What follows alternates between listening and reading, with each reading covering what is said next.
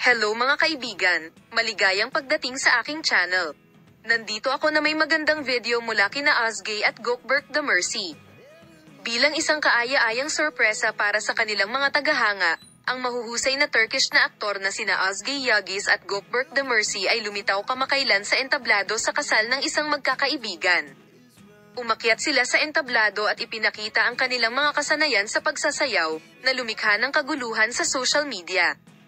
Ang duo, na ang on-screen na chemistry ay lubos na pinahahalagahan, ay pinalamutian ang dance floor ng isang nakasisilaw na pagganap na nagpamangha sa mga bisita at nag-iwan ng pangmatagalang impresyon sa lahat ng dumalo.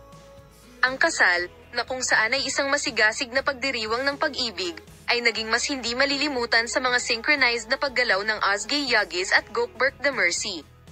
Hindi napigilan ng mga bisita ng kaganapan ang kanilang pananabik dahil walang kahirap-hirap na ginugulo ng mga aktor ang dance floor, hanggang sa puntong kitang-kita ang enerhiya sa bawat hakbang sa pagitan nila. Ang kanilang mga tagahanga, na nagmamahal at nanood sa kanila sa screen, ay pinanood ang duo ng may labis na pagmamahal. Ang mga kahangahangang larawan mula sa duo, na lumikha ng ganoong sandali para sa kanilang mga tagahanga at manunood sa kanilang walang kamali-mali na kahangahangang chemistry at tunay na mga saloobin sa buhay, ay pinahahalagahan.